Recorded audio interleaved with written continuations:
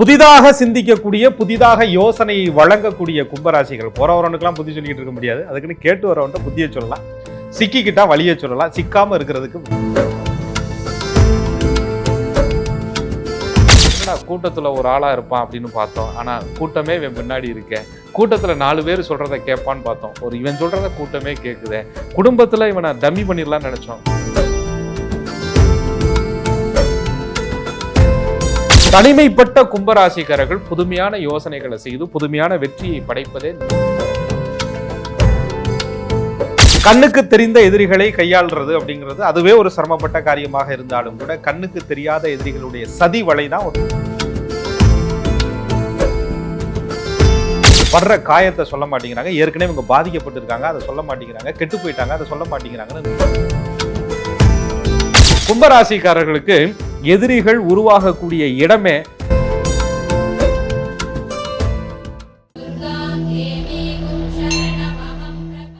அன்பான நேயர்களுக்கு வணக்கம்.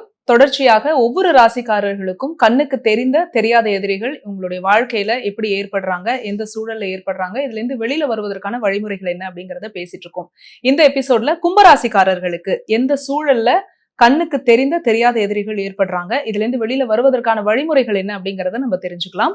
புலிப்பாணி சித்தர் வழி ஜோதிடர் திரு கோகுலக்கண்ணன் அவர்கள் கிட்ட இது சார்ந்து நம்ம பேசலாம். வாங்க.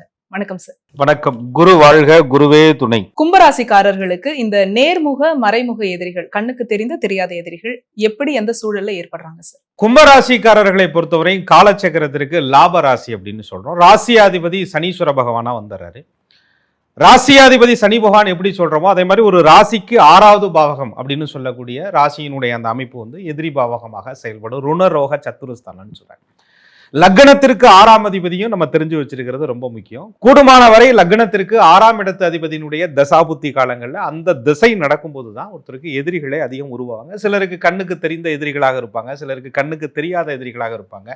கண்ணுக்கு தெரிந்த எதிரிகளை கையாளுறது அப்படிங்கிறது அதுவே ஒரு சிரமப்பட்ட காரியமாக இருந்தாலும் கூட கண்ணுக்கு தெரியாத எதிரிகளுடைய சதி வலை தான் ஒருத்தருடைய வாழ்க்கையை மாற்றக்கூடிய சக்தியா இருக்கு. கும்பராசிக்காரர்களை பொறுத்தவரை ராசியாதிபதினு சொல்லக்கூடிய சனீஸ்வர பகவானுடைய தன்மை இருக்கிறதுனால நிலைத்த குணமும் நிதானமான தன்மையும் பொறுமையா யோசிக்கிறது புதுசா யோசிக்கிறதும் புதுவிதமான சிந்தனையும் புதுவிதமான யோசனைக்கும் சொந்தக்காரர்கள் கும்பராசிக்காரர்கள்.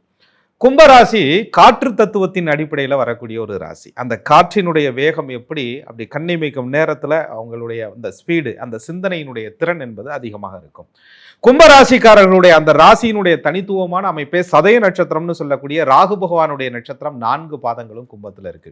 அந்த ராகு பகவானுடைய நட்சத்திரம் 4 பாதங்களும் கும்பத்தில் இருக்கும் பொழுது ஏற்கனவே நிதானமாக யோசிக்கக்கூடிய கும்பராசிக்காரருக்கு அந்த நிதானம் என்பது வளர்ச்சியினுடைய யோசனையாக, அந்த நிதானம் என்பது தனித்துவமான யோசனையாக, அந்த நிதானம் என்பது புது பாதையை உருவாக்கக்கூடிய யோசனையாக, புதிய விஷயங்களை கண்டுபிடிக்கக்கூடிய அமைப்புகளை, புதிய விஷயங்களை தெரிந்து கொள்ளக்கூடிய விஷயங்கள்ல கும்பராசிக்காரர்கள் எப்பயுமே கைதேர்ந்தவர்களாக இருப்பாங்க. இவங்களோட யாருமே அடிமைப்படுத்திட முடியாது அப்படின்னு சொல்லுவாங்க கும்பராசிக்காரர்களை. நீ எங்கட என்னை அடிமைப்படுத்தணும்னு நினைக்கிறியோ அந்த இடத்துல என்னுடைய சுதந்திரம் பறிபோவதாக கும்பராசிக்காரர்கள் நினைத்து கொண்டு அந்த அடிமைத்தனத்துல உடைத்து எறியக்கூடிய அளவிற்கு அவர்கள்ட்ட தனித்துவமான யோசனை இருக்கும். கூடுமானவரை அடிமைப்படுத்துவதை கும்பராசிக்காரர்கள் விரும்பவே மாட்டாங்க. காலச்சூழல் விதிவசம் சில அமைப்பு தசாபுத்திகள்ல இவங்க ஒரு இடத்துல அடிமைப்பட்டு கிடக்க வேண்டிய விதிகள் உருவாகும். அதை உடைத்து எரிந்து கும்பராசிக்காரர்கள் தன்னுடைய வாழ்க்கையில ஒரு வெளிச்சத்தை, தன்னுடைய பாதையை தானாகவே உருவாக்கும் பொழுது கும்பராசிக்காரவங்களை எப்ப தனித்து விடப்படுறாங்களோ, எப்ப தனித்து ஆகுறாங்களோ அன்னைக்கு தான் அவங்களுடைய வெற்றி என்பது கும்பராசிக்காரருக்கு உருவாகும். எதிரி உருவாகக்கூடிய இடமே கும்பராசிக்காரர்களுடைய அந்த தனிமையும் கும்பராசிக்காரர்களுடைய புதுமையான யோசனையும். தனிமைப்பட்ட கும்பராசிக்காரர்கள் புதுமையான யோசனைகளை செய்து புதுமையான வெற்றியை படைப்பதே நிறைய பேருக்கு பிடிப்பதில்லை. என்னடா கூட்டத்துல ஒரு ஆளா இருப்பான் அப்படின்னு பார்த்தோம். ஆனா கூட்டமே இவன் பின்னாடி இருக்கேன். கூட்டத்துல 4 பேர் சொல்றத கேட்பான்னு பார்த்தோம். இவன் சொல்றத கூட்டமே கேட்குதே. குடும்பத்துல இவனை டம்மி பண்ணிடலாம்னு நினைச்சோம். ஒட்டுமொத்த குடும்பத்துக்கும் தலைவனா வந்துட்டானே. விருப்படவே மாட்டான்னு நினைச்சோம், உருப்பட்டு காட்டிட்டானே அப்படின்னு சொல்லக்கூடிய அந்த தன்மையை கும்பராசிக்காரர்கள் என்னைக்குமே நிலைநிறுத்தக்கூடிய தன்மையில இருக்கிறதுனால காலச்சக்கரத்தினுடைய ஒரு லாப ராசியாக கும்பராசிக்காரர்கள் இருக்கிறதுனால வாழ்க்கையினுடைய லாப கணக்கு, நட்ட கணக்கை கூட லாப கணக்காக மாற்றக்கூடிய ஒரு தன்மை கும்பராசிக்காரர்கள் உண்டு. இழந்த தொழிலை மீட்டு எடுக்கக்கூடிய ஒரு தன்மை கும்பராசிக்காரர்கள் உண்டு. பிரிந்த உறவை திரும்ப இணைக்கக்கூடிய ஒரு தன்மை கும்பராசிக்காரர்கள் உண்டு. இல்லாத ஒரு விஷயத்தை உருவாக்கி இருக்கிற இடத்துல அதை நிலைநிறுத்தக்கூடிய தன்மை கும்பராசிக்காரர்கள் உண்டு. கும்பம் என்ற காற்று இருக்க வேண்டிய இடத்தில் இருந்தால் தென்றல் காற்றுன்னு சொல்லுவாங்க. ஆக கும்பராசிக்காரர்களை பொறுத்தவரை அவங்களுடைய நிலைத்த தன்மையும் புதிய யோசனையும் புதிய சிந்தனையும் தான் அவர்களுக்கு எதிரி உருவாகக்கூடிய ஒரு இடமாக இருக்கு. கும்பராசினாலே புதுசா லாஜிக்கா யோசிக்கிறவங்க அப்படின்னு சொன்னீங்க. பொதுவா இந்த லாஜிக்கா யோசிக்கிறவங்க பின்னாடி நட்பு வட்டம் தானே சார் அதிகமா இருக்கும். இந்த இடத்துல இவங்களுக்கு எப்படி எதிரிகள் உருவாகுறாங்க? தேவைக்கு பழகி நட்பு வட்டமா உள்ள வந்துருவாங்க. அப்போ புதுசா லாஜிக்கா யோசிக்கக்கூடிய அந்த யோசனையை பயன்படுத்திக்கிறாங்க. அவங்கள்ட்ட ஐடியா கேட்டு அவங்க கையை வச்சு அவங்கள குத்துற வேலையை பின்னாடி செய்வாங்க. புதிதாக சிந்திக்கக்கூடிய புதிதாக யோசனையை வழங்கக்கூடிய கும்பராசிகள் போறவரனுக்கெல்லாம் புத்தி சொல்லிக்கிட்டு இருக்க முடியாது. அதுக்குன்னு கேட்டு வரவன்ட்ட புத்தியை சொல்லலாம், சிக்கிக்கிட்டா வழியை சொல்லலாம், சிக்காம இருக்கிறதுக்கு பாதையை சொல்லலாம் அப்படின்னு கும்பராசிக்காரர்கள்.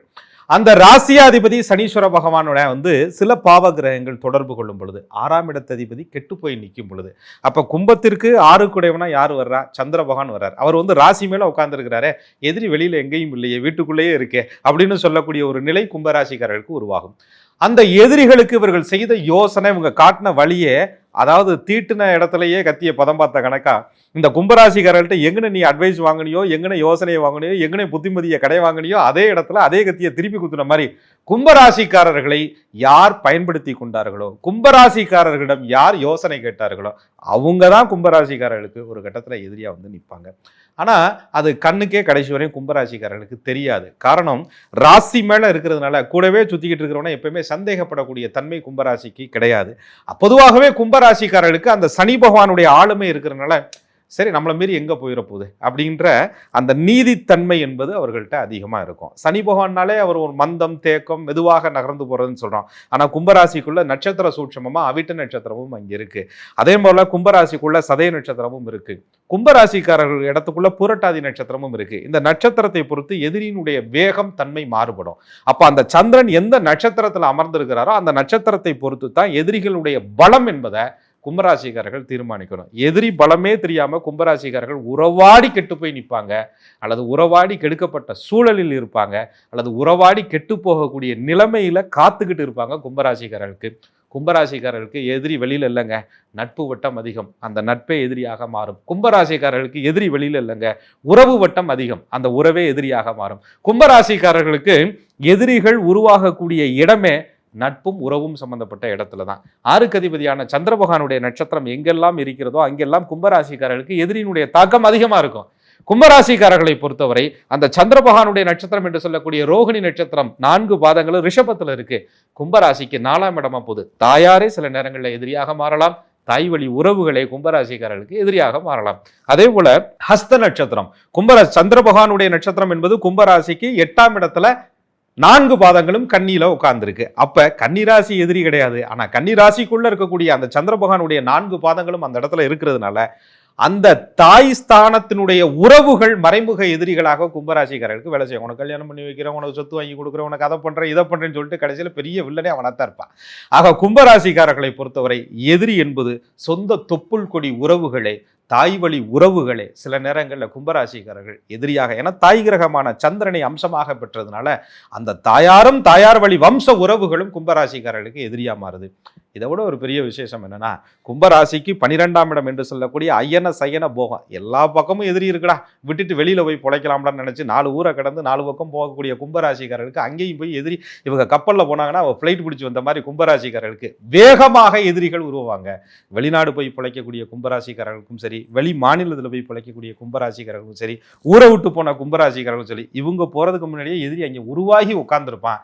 அது கும்பராசிக்காரர்களுக்கு கிடைத்த வரம்னு சொல்லுவேன். ஆக 12ஆம் இடத்துல அந்த திருவோண நட்சத்திரம் 4 பாதங்களும் இருக்கிறதுனால அயல் தேச சஞ்சாரங்களால் உழைச்சு மேன்மைக்கு வந்த கும்பராசிக்காரர்கள் பெரும்பான்மையா பாருங்க, கும்பராசிக்காரர்கள் வீட்டை விட்டு வெளியில போனா வெற்றி. கும்பராசி எல்லாரும் வீட்டை விட்டு வெளியில போனா தயா வெற்றி, வீட்டுக்குள்ளே இருந்தா வெற்றி எங்க அப்படின்னு கேட்கும்போது கும்பராசிக்காரர்களுக்கு பயணங்களால் வெற்றி. கும்பராசிக்காரர்களுக்கு ராசியாதிபதி சனி பகவானே 12 கூடைய விரையாதிபதியாக வருவதால் இவங்களுடைய உழைப்பை தியாகம் பண்ணும்போது, இவங்களுடைய நேரத்தை விரயம் பண்ணும்போது, இவங்களுடைய அங்கீகாரத்தை இவங்க விட்டு கொடுக்கும் பொழுதுதான் வெற்றி என்பது சனி பகவான் அவங்களுக்கு கொடுக்கிறார். அந்த இடத்துல அங்கீகாரத்தை யாருக்காக விட்டு கொடுத்தாங்களோ, நேரத்தை யாருக்காக விரயம் பண்ணினாங்களோ அவர்கள் தான் கும்பராசிக்காரர்கள். கும்பராசிக்காரர்களை பொறுத்தவரை அதிகமா ஒருத்தருக்கு நேரம் கொடுத்து உழைச்சிருக்காங்க. அதிகமா ஒருத்தருக்கு டைம் கொடுத்து அவங்களுக்காக காத்திருந்தாங்க, அதிகமா அவங்க நல்லா இருக்கட்டும்னு மனசால நினைச்சாங்க, அவன் எதிரியா மாறுவான். ஆக கும்பத்தை பொறுத்தவரை தன்னுடைய மனம், உடல், நேரம் யாருக்காக விரயம் பண்ணீங்களோ அந்த இடத்துல உங்களுக்கு எதிரிகள் கண்டிப்பாக கும்பராசிக்காரர்களுக்கு உருவாவாங்க. அந்த கும்பராசிக்காரர்களை பொறுத்தவரை தாய்மை பாராட்டக்கூடியவர்கள் எல்லோருமே, இவங்கள்ட்ட அம்மானு பேசுறவங்க எல்லாருமே நீங்க ஒரு கட்டத்துல பாத்தீங்கன்னு சொன்னோம்னா, அது ஆணாக இருந்தாலும் சரி, ரொம்ப இவங்க அந்த இடத்துல உரிமை எடுத்து பழகின இடத்துல கூட கும்பராசிக்காரர்களுக்கு எதிரிகள் உருவாகக்கூடிய அமைப்பு அதிகமாக இருக்கு. கும்பராசிக்காரர்களுடைய குணமே வந்து வித்தியாசமா யோசிக்கிறது அப்படின்னு சொன்னீங்க. இந்த குணத்தை வச்சு எதிரிகளை வெல்ல முடியாதா சார்? அதாவது எதிரிகளை வெல்லணும்னு ஒன்றும் வித்தியாசமா யோசிக்கிறது இல்லையா, நல்லா இருக்கணும்னு வித்தியாசமா யோசிக்கிறோம், 4 விஷயம் பலன்படட்டும்னு வித்தியாசமா யோசிக்கிறோம், 4 பேருக்கு நல்லது நடக்கட்டும்னு வித்தியாசமா யோசிக்கிறோம், வளர்ச்சியை நோக்கி வித்தியாசமா யோசிக்கிறோம். இது 4 பேருக்கு பொறாமையா இருக்கு அப்படின்னு சொன்னா அதை கும்பராசிக்காரர்கள் ஒன்றும் செய்ய முடியாது. கும்பராசிக்காரர்கள் தனித்துவமாக யோசிப்பது எதிரிகளை அழிக்க வேணும்னு உட்கார்ந்து ரூம் போட்டெல்லாம் யோசிக்கிறது கிடையாது. இவங்க வந்து பொதுவாக உணர்ச்சிகளை வெளியில் காட்ட மாட்டாங்கன்னு சொல்லுவாங்க கும்பராசிக்காரங்க. எந்த ஒரு விஷயமா இருந்தாலும் அவங்க மனசுக்குள்ளேயே அவங்க தேக்கி வச்சுக்கக்கூடிய ஒரு குணாதிசயமும் அவங்கள்ட்ட இருக்கும்.